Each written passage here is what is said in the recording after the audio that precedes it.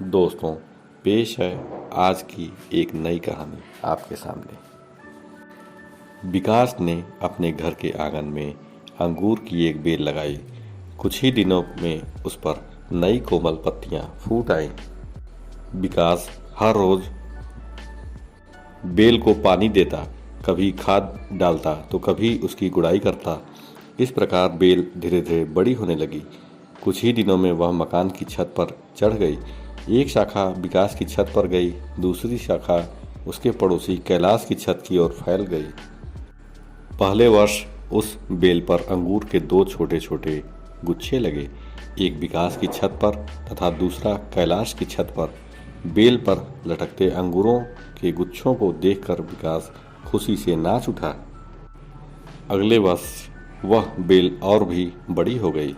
इस बार उसकी दोनों शाखाएं अंगूरों के गुच्छों से लग गई थीं। उनमें लटकते मोतियों जैसे अंगूरों को देखकर देखने वालों के मुंह में पानी आ जाता। विकास ने देखा कि कैलाश की छत पर फैली हुई शाखा भी अंगूरों से भरी हुई है। उसे यह सहन नहीं हुआ।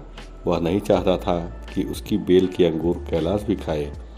उसका वश चलता तो वह कैलाश की छत से बेल खींचकर अपनी छत पर ले आता, परंतु बेल तो इतनी फैल चुकी थी कि उसे वहां से हटा पाना संभव न था।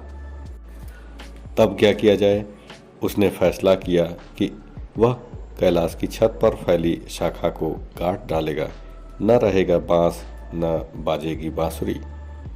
अगले दिन हर रोज की भांति विकास अपने स्कूल चला गया। शाम को लौटने पर उसने छत की ओर नजर दौड़ाई। उससे बेहद आश्चर्य हुआ। कैलाश की छत पर फैली हुई अंगूर की बेल ज्यों की त्यों लहरा रही थी, जबकि उसकी अपनी बेल सूख गई थी। विकास की समझ में कुछ नहीं आया। वह दौड़ा दौड़ा छत पर गया।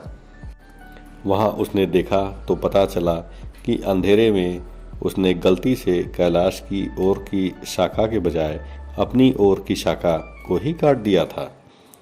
यह देखकर विकास का मन ग्लानि से भर गया, परंतु अब बताने से क्या होता था?